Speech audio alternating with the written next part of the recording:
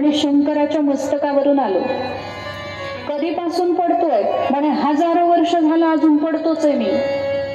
तेव्हा ब्रह्मदेवानी विचार केला, म्हणजे अजून 1000 वर्ष वर गेलं तरी शिवलिंगाचा अंत लागणार नाही. मग ब्रह्मदेवानी त्याला मॅनेज केलं. कसं मॅनेज केलं? म्हणे तूही संकटात आहे आणि मीही संकटात आहे. आता एक काम कर म्हणे, मी सृष्टी करताय, ब्रह्मदेव आहे, माझं श्रेष्ठत्व मला सिद्ध करायचंय. मी शिवलिंगाचा अंत पाहून आलेलो आहे असं तू तिथं गेल्यानंतर माझ्या बाजूनं साक्ष दे. तू माझ्या बाजूनं साक्ष देशील तर माझ्या सृष्टीमध्ये मी तुला चांगलं स्थान देईन. केतकीनं ते मान्य केलं. केवड्याचं जे फुल असतं त्यानं ते मान्य केलं. दोघांचं सेटिंग झालं आणि सेटिंग झाल्यानंतर ब्रह्मदेव आणि ते केतकी पुष्प बाहेर आलं. त्या शिवलिंगाच्या बाहेर आल्यानंतर ब्रह्मदेवानी सांगितलं सगळ्या ऋषी मुनींना आणि देवतांना, या शिवलिंगाचा अंत मी पाहिला म्हणे, मी श्रेष्ठ आहे. सगळ्यांना आश्चर्य वाटलं. सगळ्यांनी ब्रह्मदेवाला नमस्कार केला. आणि यानंतर महाविष्णू आले.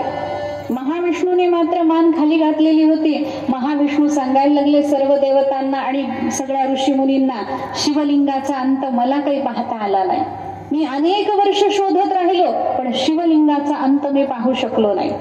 जेव्हा महाविष्णू असं बोलले त्याच क्षणी हातामध्ये त्रिशूळ धारण करून श्री महादेव तिथे प्रगट झाले. ओम नमः पार्वती पतये हर हर महादेव.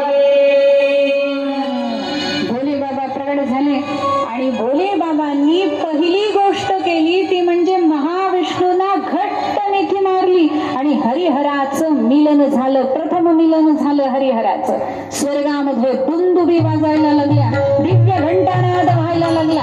दोघांनी एकमेकाला कडकडून मिठी मारली आणि भगवान शंकर बोलायला लागले, हे महाविष्णू, तुम्ही खरं बोललात म्हणून आजपासून तुमच्यामध्ये आणि माझ्यामध्ये भेद असणार नाही.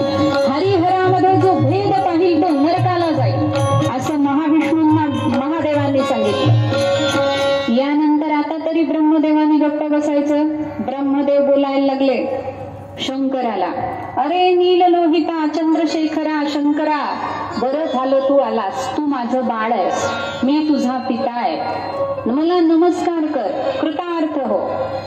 आता भोले बाबा तर लवकर संतुष्ट होतात पण लवकर काटा पण काढतात. लक्षात घ्या, भोले बाबांनी ते ऐकलं. म्हणे हा बाबा आधी तर बघायला गेला, खोटं सांगत आला की मी बघून आलो म्हणून, आणि वर मला बाळ म्हणतोय.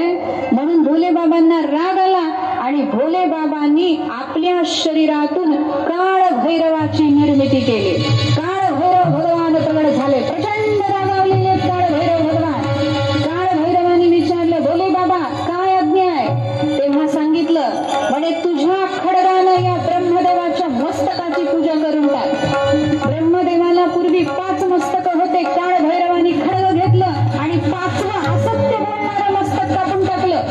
आणि भगवान शंकराने ब्रह्मदेवाला शाप दिला, हे ब्रह्मा, तू खोटं बोलला सृष्टी करता असून सुद्धा, म्हणून मी तुला शाप देतो की तू अपूज्य राहशील. कुठंही तुझी पूजा होणार नाही, कुठंही ब्रह्मदेवाचं मंदिर असणार नाही, असा शाप महादेवाने दिला. आता शाप झाल्यानंतर बुद्धी ठिकाणावर आली. मग टेम्परेचर डाऊन झालं. सगळं मस्तक तुटून पडलं होतं, शाप झालेला होता.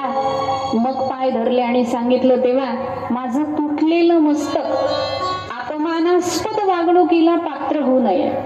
भोले बाबांना दया आली आणि सांगितलं, माझ्या मुंडमालेमध्ये मी त्याला धारण करेन. म्हणून ब्रह्मदेवाचं एक मस्तक मुंडमालेमध्ये भगवंतानी धारण केलं शंकराने.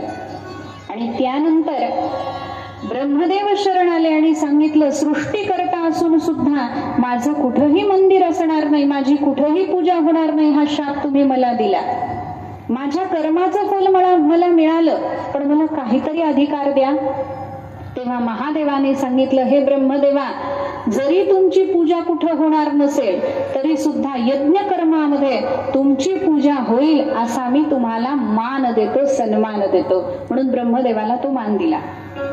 नंतर ते केतकी पुष्प शरण आलं. पण भगवान महादेवानी सांगितलं, हे केतकी, मी तुझा त्याग करून टाकतो. आजपासून माझ्या पूजेमध्ये तुझा सहभाग होणार नाही. तेव्हापासून महादेवाला केवडा चालत नाही, केतकी पुष्प चालत नाही.